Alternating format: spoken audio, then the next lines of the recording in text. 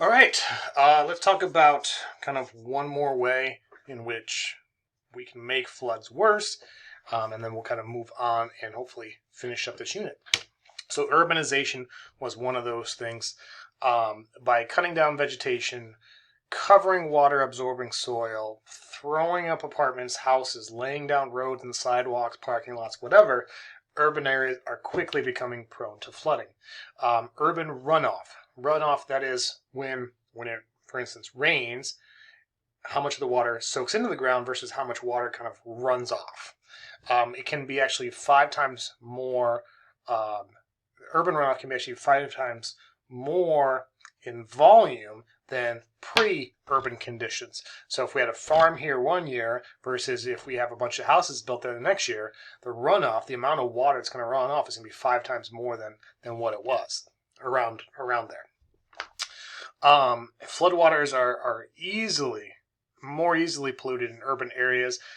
This water that's rushing off down the roads, coming in contact with the roads. The roads are driven on, they're spit on, they're whatevered on, they're littered, trash, pooped on by birds flying overhead, whatever it may be.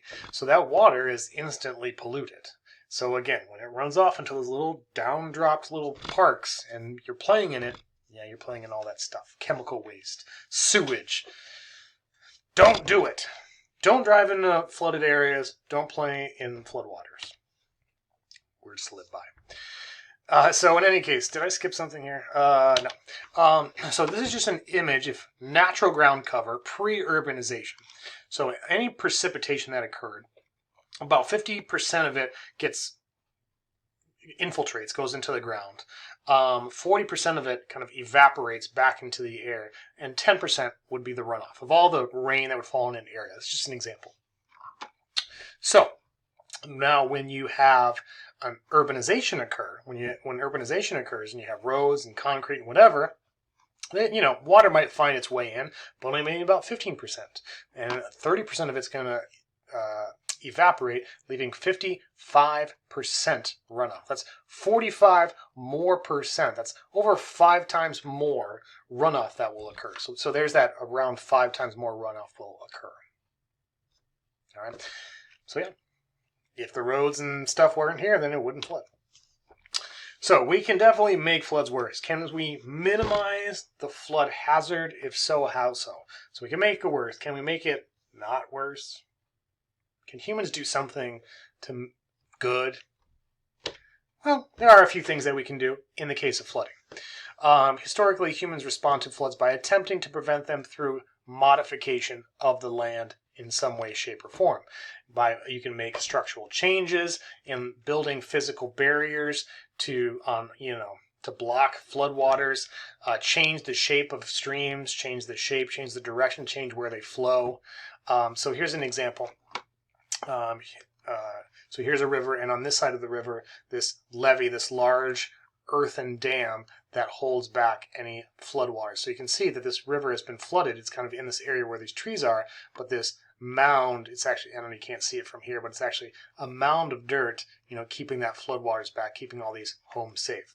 Because if it wasn't there and the river floods, this whole area would be destroyed, essentially.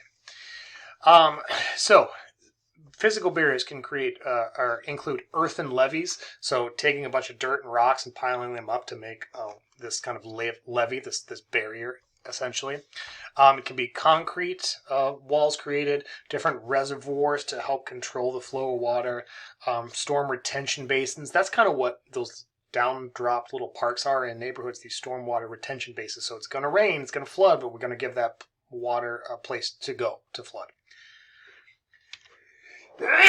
So we can make these physical barriers. This is something we can do in order to protect, some areas. But the potential benefits are often lost because of increased development of flood-prone areas because people think it's safe. Oh, this levee's here, so guess what? Now let's build more houses. Let's farm more land here. This thing will protect us. Well, what if it's a really, really, really bad flood? Then it won't. It could be broken and water could rush in. The water could get high enough and go over the top. So it's kind of a false sense of security. Oh, this is here. I'll be safe.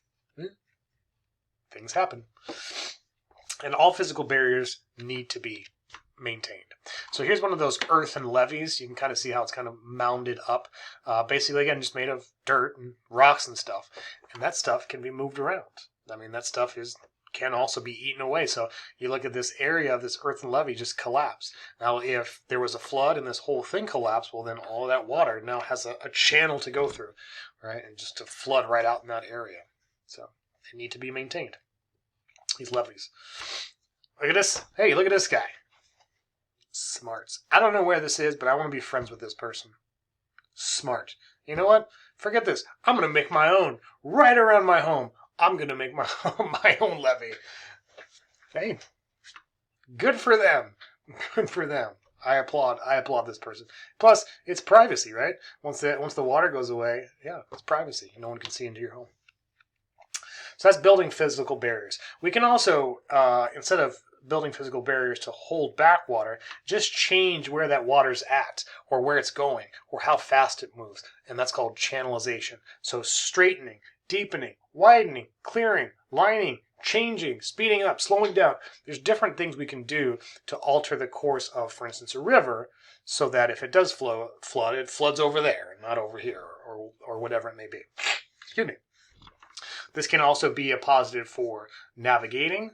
So boats go on rivers, sometimes large barges go down rivers, and they don't really operate too well in flood scenarios, so it can also help with navigation as well as decrease flooding. So in Los Angeles, there's a large kind of channel called the LA River that is meant to do kind of just such things. A large runoff has to go somewhere in LA, so they built the LA River. So a lot of that water that would flow off of the streets in LA would kind of flow into this and back out to the ocean. All right. So again, kind of just changing, what it's doing, kind of creating a channel for it, for rivers, kind of creating, a harder, maybe more lined river channel with concrete or other compact dirt, whatever it may be, So there's different things you can do. It really depends on the area, what you want to do with it, where you want it to go.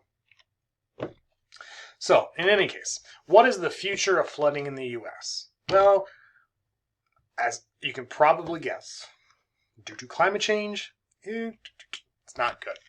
So more than 4 million houses and small apartment buildings across the contiguous U.S., that's the lower 48, have substantial risk of expensive flood damage. The cost of flood damage to home nationwide is going to increase by more than 50% over the next 30 years.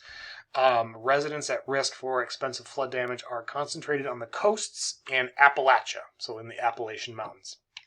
What that means is that poorer people stand to lose the most to flooding as the climate changes. So due to climate change, it's going to get worse. More houses and apartments affected. It's going to cause more damage over the next 30 years.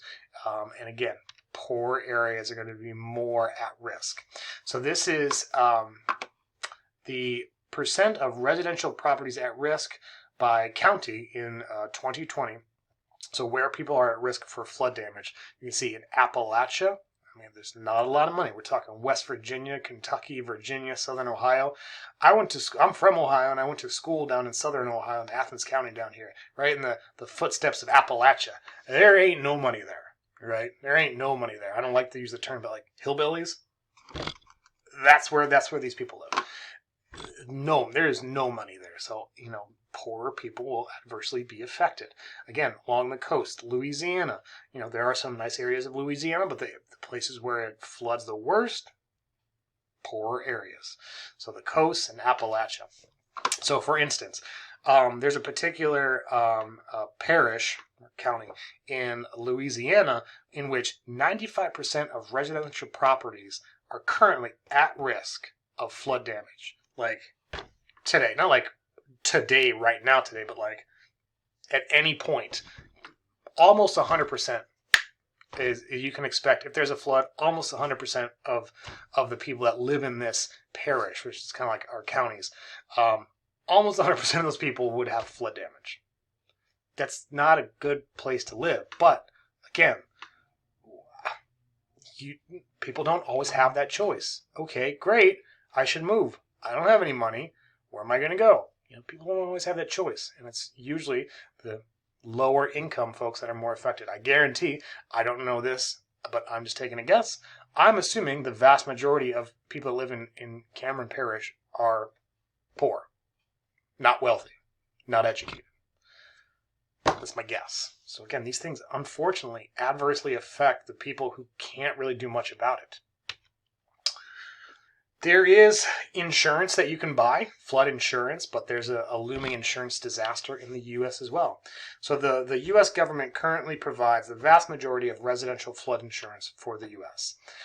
Most policies are underpriced, meaning people aren't paying as much as they probably should relative to the actual cost of flood damage. So, the government is essentially having to pay more out for fixing stuff than they're getting in for people paying for those policies. In order for that to balance out and keep up with the climate change driven flooding, flood insurance rates would need to more than quadruple. That's 4 times to keep up with the costs of climate driven flooding due to human-caused climate change. I don't know how much flood insurance costs, but if you tell me that it's 4 times more expensive now, that's probably a lot of money. The National Flood Insurance Program is currently $36 billion in debt. Insurance rates, they say, will rise up to 18% each year until the price is accurate, but that's down the road. Things can happen. Things are only getting more expensive.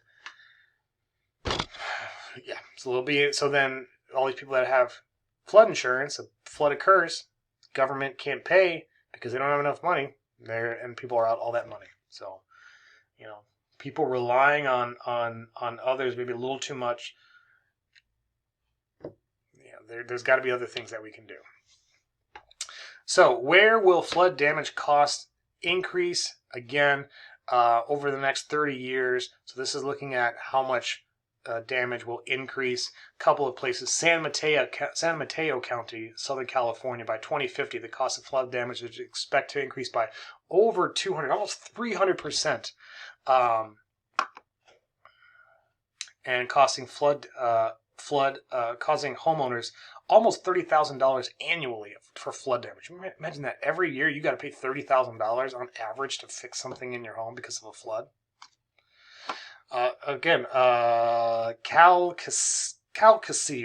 Calcasieu Parish, Louisiana, 489% increase. All right, so you can see that's still not, that's going to be much less than San Mateo. So again, I'm guessing this is a much lower income area, but almost 5 times more they will have to pay now to fix things almost 5 times more what they're paying now to fix things in about 30 years. A lot of that due to human-caused climate change. So, should people be allowed to live wherever they want?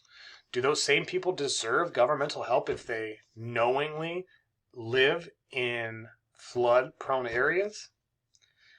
And there's no easy answer to that question. Thankfully, my personal choice, and I'm in a situation where I can choose to live where I live, and I'm thankful for that. And I know I would never live in New Orleans. I don't want a house to be flooded. Not everyone has that same ability. Just something to think about when you say, oh, well, why don't they just move? Not everyone can. Why don't they just move out of that country where there's a lot of floods? Why don't they just move out of this? Some just can't. On that happy note, that brings us right to the end. So what are some of those big or main ideas as it pertains to flooding? The basics: what, when, where, how, why, the seasons. It's kind of a big deal there. The different seasons and what causes those floods in the seasons. The different types of floods: flash floods, river floods, etc. Some of those 5 major floods in Arizona, just so we can incorporate Arizona into this. The impacts on society, a lot of that stuff we talked about, the good and the bad, and the future of flooding, and insurance, which is not looking good. That's it. That's all I got to say about floods. So until next time, have a good one.